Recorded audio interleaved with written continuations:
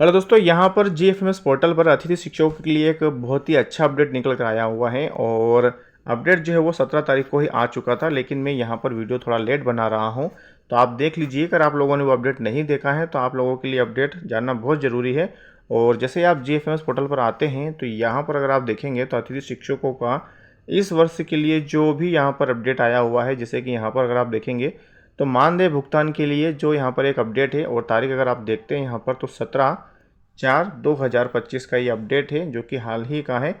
और जैसे हम यहाँ क्लिक करेंगे तो हम एक नए पेज पर पहुँच जाएंगे और यहाँ पर मैं आपको अपडेट दिखा दे रहा हूँ, क्योंकि इसके लिए जो अतिथि शिक्षक है वो काफ़ी समय से मांग कर रहे थे और उसमें काफ़ी उनको समस्या आ रही थी, जिसके चलते यहाँ पर उनका जो ये काम कंप्लीट हो चुका है और वो यहाँ पर इसको देख भी सकते हैं। इन्होंने जो है वो उनका मानदेय से संबंधित पूरा जो है वो एक पीडीएफ बनाकर दिया है कि आप लोगों का कहाँ से कहाँ तक जो वो कंप्लीट हो चुका है। तो यहाँ पर अगर आप देखेंगे तो लोक शिक्षण संचालनालय मध्य प्रदेश, और यहाँ पर अगर आप दिनांक देखेंगे तो भोपाल, दिनांक 17/4/2025, और आवंटन आदेश है। नीचे मैं आपको पूरी जानकारी पढ़कर सुना दे रहा हूँ और आप स्क्रीनशॉट भी ले सकते हैं। लिखा हुआ है कि शैक्षणिक 2023-24 की हम बात कर रहे हैं, क्योंकि पिछले सत्र अभी जो सत्र चल रहा है उसमें जो भी आमंत्रित किए गए अतिथि शिक्षक थे उनके लिए वित्तीय वर्ष 2024-25 में योजना क्रमांक 0701 अतिथि शिक्षकों का मानदेय अंतर्गत विभिन्न सेगमेंट कोड में अतिथि शिक्षकों के मानदेय भुगतान हेतु निम्नानुसार राशि आवंटित की जाती है। तो उन लोगों का जो भी मानदेय था वो जो आवंटित हो चुका है, उन लोगों को मिल चुका है, और कहाँ पर कितना आया है ये राशि आप यहाँ पर देख सकते हैं। और विकास खंड भी आपको मैं दिखा दूंगा कि किस किस विकास खंड का जो है पैसा डल चुका है। तो अगर यहाँ देखते हैं आप तो भोपाल में फंडला ग्रामीण और बेरासिया का यहाँ पर अगर आप देखते हैं तो राशि इतनी आवंटित हो चुकी है। दमोह का दिया गया है, गुना में अरुण का है, और गुना में ही अगर आप देखेंगे तो चाचौड़ा का है, राघोगढ़ का है, गुना का है और बामोरी का है। ऐसे ही सारी चीज़ें यहाँ पर दी गई है।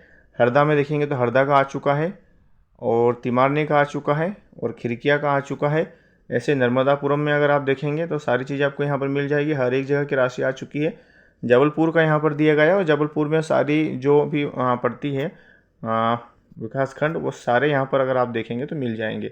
ऐसे ही कटनी का भी दिया गया है, मंदसौर का दिया है, और मुरैना का दिया है, नरसिंहपुर का है, रायसेन का है। नीचे अगर आपको मैं और भी लिस्ट दिखा दे रहा हूँ तो काफ़ी बड़ी लिस्ट है। अगर आप देखेंगे नीचे तो रीवा का मिल चुका है, सागर का है, शाजापुर का है, और टीकमगढ़ का है, और उज्जैन का भी। तो उज्जैन में अगर आप देखेंगे तो घटिया, बड़नगर और खाचरोद और तराना उज्जैन रूरल का है, और उज्जैन में महिदपुर का भी आ चुका है। इसी प्रकार से विदिशा भी अगर आप देखेंगे तो विदिशा का भी आपको मिल जाएगा, और बुरहानपुर, भिंड वगैरह सब कुछ यहाँ पर आपको नीचे मिल जाएगा। तो टोटल सेगमेंट अगर आप देखेंगे तो 0101 दिया गया है इन्होंने यहाँ पर कोड, और देवास, खंडवा, नीमच, रतलाम का भी अगर आपको मैं दिखा दे रहा हूँ। अगर आपको में से रतलाम का होगा तो रतलाम में अगर आप देखेंगे तो जावरा, आलोट, पिपलोदा, रतलाम, ये सारी चीज़ों का जो राशि आ चुकी है। ऐसे ही शिवपुरी का भी आ चुका है, और बालाघाट, बैतूल, छिंदवाड़ा, धार, झाबुआ और अशोकनगर, अलीराजपुर, सिंगरौली, आगरमालवा, निवाड़ी सबका आ चुका है। और यहाँ पर अगर आप देखेंगे तो उक्त संबंधित आहरण संवितरण अधिकारी के डीडीओ कोड के रूप में राशि रुपए अगर आप देखेंगे तो इतनी राशि यहाँ पर दी गई है, और राशि है 157 करोड़ 21, 57 लिखा होना चाहिए था यहाँ पे, 97, और 21,72,000 मात्र का आवंटन किया जाना प्रस्तावित है। और यह आवंटन जो हुआ अतिथि शिक्षकों के मानदेय हेतु बजट शीर्ष यहाँ पर कुछ कोड दिए गए हैं उसके रूप में बता रहे हैं कि मद में उपलब्ध आवंटन में से अंतरित किया जाएगा, और उपरोक्त राशि का जो उपयोग है निम्न शर्तों के अधीन किया जाएगा।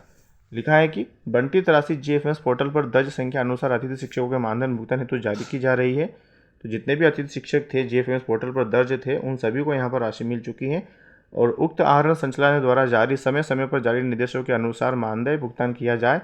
यदि नियम विरुद्ध भुगतान किया जाता है तो आहरण संबंधित अधिकारी एवं लेखापाल के विरुद्ध अनुशासनात्मक कार्यवाही की जाएगी। समस्त आहरण संबंधित अधिकारी सुनिश्चित करें कि समस्त अतिथि शिक्षकों को उनकी कार्यरत अथवा अवधि जो है अथवा अप्रैल 2025 तक मानदेय का भुगतान अनिवार्य रूप से किया जाए। और भुगतान व्यय के पश्चात डीडीओ में उपलब्ध शेष राशि का तत्काल बीसीओ को समर्पित किया जाए। व्यय की गई राशि का उपयोगिता प्रमाण पत्र संचालनालय को उपलब्ध कराना अनिवार्य होगा। और नीचे आयुक्त द्वारा स्वीकृत किया गया है और जितने भी है यहाँ पर इन सभी की जो सूचित किया जा रहा है उन सभी को। तो ये इस प्रकार का था यहाँ पर अतिथि शिक्षक से एक संबंधित, और पूरा अपडेट मैंने आपको बता दिया है।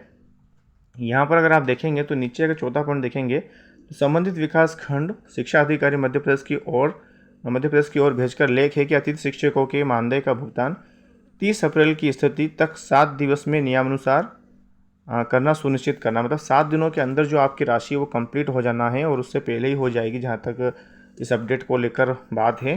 तो ये चीज़ें आपके लिए थी। और अगर आप लोग इस बार अतिथि शिक्षक 2023-24 में अगर कार्यरत थे तो आप प्लीज़ कमेंट में यस कर लिख दीजिएगा। और अगर आप लोग नए सत्र में अतिथि शिक्षक के लिए आवेदन करना चाहते हैं और उसकी जानकारी अगर आप पूरी देखना चाहते हैं तो कमेंट में आप 2024-25 आप लिख दीजिएगा।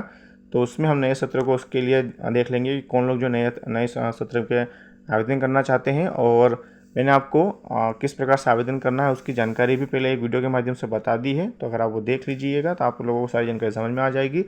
और मिलते हैं दोस्तों एक नए टॉपिक के साथ। अगर आप इसी प्रकार की और भी अपडेट समय समय पर देखना चाहते हैं तो आप हमसे जुड़ सकते हैं। हमारे चैनल से जुड़ने के लिए आपको चैनल को सब्सक्राइब करना होगा और नोटिफिकेशन बेल को ऑन करके सिलेक्ट ऑल पर कर दीजिएगा, ताकि जब भी हम कोई वीडियो डालेंगे तो उसका नोटिफिकेशन सबसे पहले आपको मिल जाएगा। तो चैनल को सब्सक्राइब करना ना भूलें और अपने दोस्तों के साथ में इस जानकारी को ज़्यादा से ज़्यादा शेयर कर दीजिएगा ताकि वो लोग भी इस जानकारी को देख पाएँ। तो मिलते हैं दोस्तों वीडियो में एक नए टॉपिक के साथ।